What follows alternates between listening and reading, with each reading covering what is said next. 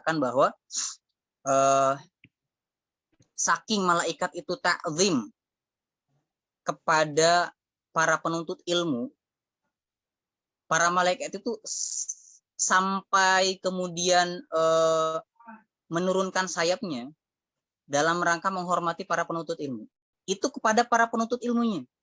Apalagi kepada guru-guru kita, ustadz-ustadz kita, kiai-kiai kita. Masya Allah ya. Baik. Insya Allah kawan-kawan semua, sebagaimana yang sudah disampaikan barangkali oleh Kang Riza, bahwa hari ini tepat tanggal 8 Januari kita akan sama-sama membahas, mengupas, dan juga mengulas mengenai apa ya temanya ya, saya lupa lagi. Dari temanya itu bikin saya bikin saya takut malah. Kenapa? Karena ngebaca ataupun ngelihat temanya itu, saya tuh kayak ngaca diri. Saya tuh kayak seolah-olah jadi orang munafik gitu. Wafat kamu aja belum jadi hamba kesayangan Allah. Udah ngomongin tentang hamba kesayangan Allah ke banyak orang gitu. Maka kawan-kawan, orang yang sekarang lagi ngoceh ini, orang yang sekarang lagi ngomong ini, orang yang sekarang mungkin ada di hadapan kawan-kawan ini, bukan berarti orang yang paling banyak ilmunya, enggak. Bukan berarti orang yang paling banyak amalnya juga enggak. Bukan berarti orang yang paling soleh juga enggak. Tapi bisa jadi saya dihadirkan di hadapan kawan-kawan, itu justru bukan karena banyak ilmu, bukan karena banyak solehnya, bukan karena banyak amalnya. Tapi bisa jadi Allah masih tatap saya, masih banyak kurangnya. Masih kurang amalnya. Masih kurang ibadahnya. Masih banyak dosanya. Seolah-olah Allah tuh pengen bilang ke saya, Fat, karena kamu amalnya masih kurang, karena kamu ibadahnya masih kurang nih, aku kasih satu amal untuk menyeru ayat-ayatku kepada banyak orang. Ya, jadi di sini tidak ada guru ya kawan-kawan. Kita di sini murni belajar bareng saja. Baik, kita akan mulai insya Allah. Ini mohon maaf sebetulnya slide sudah saya bikin, tapi qadarullah Kang Riza kemarin sempat diuji sama Allah ya dengan berupa jatuh dari motor. Jadi qadarullah slide-nya tidak bisa ditampilkan. Dan qadarullah juga laptopnya ada di laptop ya, ada di ini ya, ada di apa? Pondok ya Kang ya. Insya Allah mudah-mudahan pertemuan selanjutnya lebih maksimal ikhtiarnya, kemudian lebih maksimal juga terkait dengan segala sesuatu dalam persiapannya. Amin ya Pak. Baik kawan-kawan semua,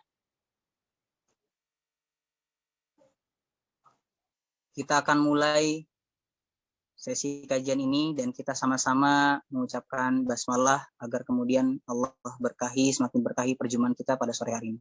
Bismillahirrahmanirrahim. Menjadi hamba yang disayang Allah. Boleh ya? Ini Kang Riza, mohon maaf, dialognya interaktif nggak nih? Oh, enggak kayaknya ya. Teman-teman di unmute semua nih. Pertama, yang pengen kami sampaikan, ada hal mendasar dulu sebelum nanti kita bareng-bareng belajar seperti apa sih karakteristik, tanda-tanda, ataupun kisi-kisi ya orang-orang yang dicintai dan disayang sama Allah. Ya. Jauh sebelum itu, ini pertanyaan mendasar yang pengen saya sampaikan ke kawan-kawan. Ya. Hamba itu apa sih gitu loh. Kita kan sering ya ngucapin hamba dalam doa, dalam setiap kesempatan mungkin. Yang menjadi pertanyaan adalah, hamba itu apa sih gitu?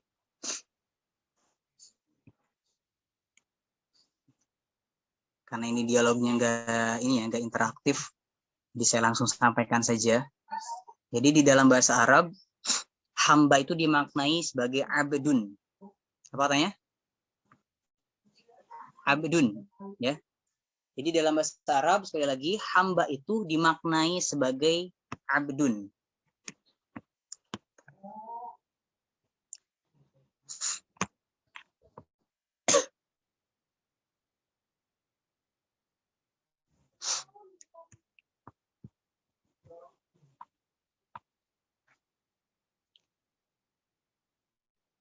orang yang rela melepaskan segala bentuk kebebasannya kepada orang lain, itulah hamba secara universal, secara global, secara umum, ya. Seperti mungkin selayaknya antara seorang karyawan dengan atasannya, seperti selayaknya kepatuhan seorang anak kepada ayahnya, seperti mungkin selayaknya kepatuhan dan ketundukan seorang prajurit kepada sang raja, maka itulah hamba. Ya. Jadi dengan demikian, hamba Allah ataupun Abdullah berarti orang yang dengan rela hati menyerahkan segala bentuk kebebasannya kepada Allah. Sehingga ia disebut dengan hamba Allah. Dan dengan demikian, Abdullah ataupun hamba Allah menjadi terikat dengan semua ketetapan Allah. Kan hamba itu harus tunduk ya. Hamba itu harus manut. Harus patuh. Kalau raja bilang, kamu tolong ambilin air susu, kitanya ambil air putih. Kira-kira sang raja senang apa enggak? Pasti kan enggak ya. Maka sama. Kalau Allah bilangnya A, kita malah membelot, maka pasti Allah tuh enggak senang. Kata Allah, sudah aku pasangkan antara laki-laki dengan perempuan. Aku tuh ciptakan Adam dan Hawa. Hari ini terjadi sebuah fenomena di mana Joko menikah dengan Udin. Ya, cowok sama cowok. Kan itu di luar apa ya? Di luar konteks sesuatu yang sudah menjadi ketetapan Allah. Gitu. Sebentar ini mohon maaf karena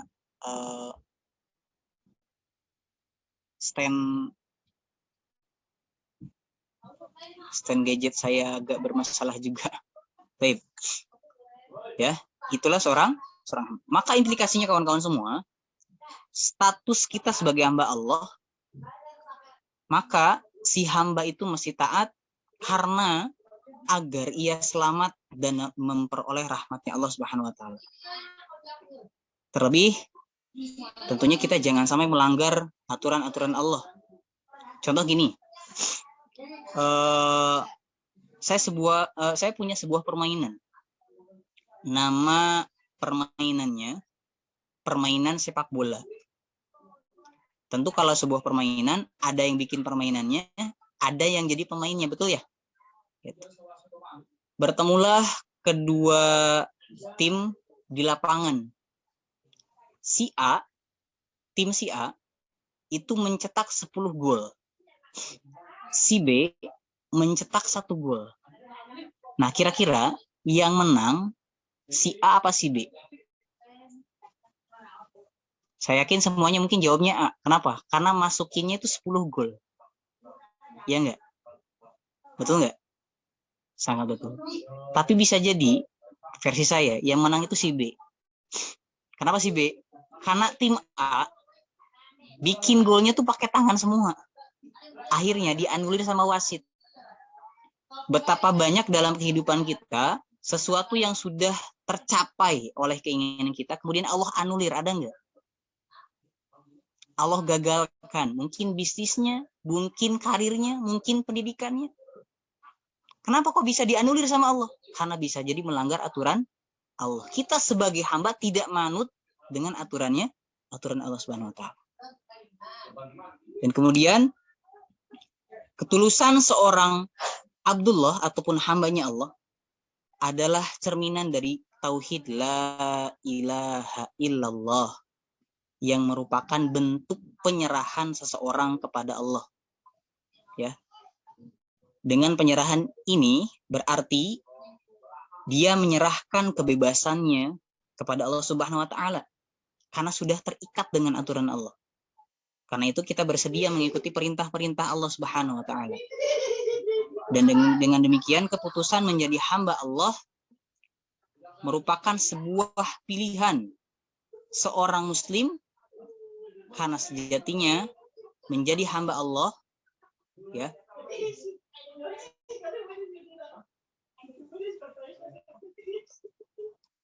Karena sejatinya menjadi hamba Allah adalah peran utama yang diberikan Allah pada kita semua, kawan-kawan. Baik, yang selanjutnya, insya Allah ini masih ada beberapa pembahasan ke depan. Ada 3 poin mendasar yang pengen saya sampaikan. Yang kedua, hamba itu ternyata adalah sebuah panggilan kasih sayang dari Allah kepada kita selaku makhluk, selaku yang diciptakannya. Kan gak enak ya kalau misalkan saya ketemu sama Kang Riza misalkan adalah guru saya, ketika ketemu di jalan, kemudian saya bilang kayak gini nih, Za, mau kemana Za? Padahal saya tahu Kang Riza itu adalah guru saya. Kan gak enak banget kalau langsung nyebutin nama, ya enggak? Mungkin diawali dengan Ustadz mau kemana, mungkin diawali dengan Kang mau kemana, mungkin minimal diawali Kak Riza mau kemana. Maka sama seperti selayaknya tadi, penyebutan hamba kepada yang diciptakan itu sebuah panggilan yang lembut, panggilan yang halus, panggilan kasih sayang dari Allah. Maka dengan disebutnya seorang hamba saja, maka sebetulnya kita sudah dikasih sayang sama Allah gitu.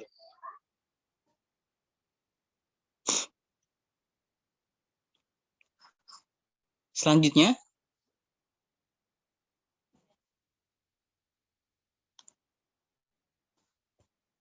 kira-kira ketika kita sudah mengetahui apa itu seorang hamba, dan kita sudah tahu status kita secara utuh dan status kita secara penuh di dunia ini adalah seorang hamba, maka pasti Allah itu sudah kirimkan, sudah turunkan paket yang lainnya, yaitu peran. Maka ada beberapa peran yang mesti kita penuhi, yang mesti kita kejar selaku hamba Allah, demi kemudian kita mencapai ridhonya Allah. Apa saja sih peran kita selaku hamba Allah di muka bumi ini? Apa aja sih visi kita, misi kita selaku hamba Allah di muka bumi ini? Maka yang pertama, ini insya Allah jawabannya saya yakin sudah masyhur, sudah diketahui oleh kawan-kawan semua, udah ayah bunda semua, abang kakak semua. Tak lain tak bukan tentunya, peran kita selaku seorang hamba di muka bumi ini adalah untuk Wama khalaqtul jinna wal insa illa liya'budun. Tidaklah kata Allah aku menciptakan jin dan manusia melainkan untuk beribadah padaku, kata Allah. Maka peran kita pertama di dunia ini adalah untuk senantiasa menjalankan ketaatan ibadah kita kepada Allah Subhanahu wa taala.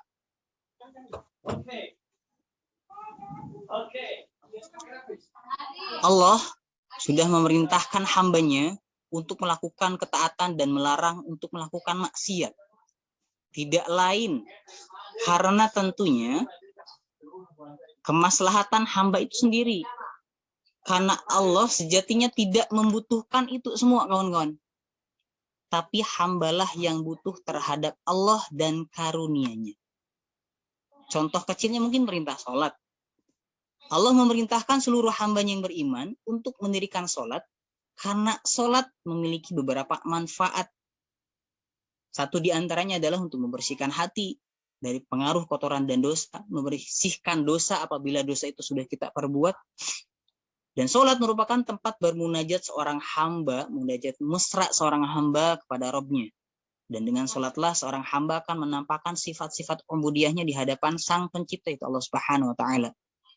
Dengan begitu seorang hamba akan sadar bahwa dirinya lemah. Jadi ini salah satu karakter seorang hamba, sifat seorang hamba, kita tuh lemah. Gak berdaya. Sehebat apapun ikhtiar kita, sesempurna apapun usaha kita, kalau Allah bilangnya enggak, ya enggak. Maka ketika sudah mentok nih ikhtiar kita, ujung-ujungnya pasti membutuhkan pertolongan Allah.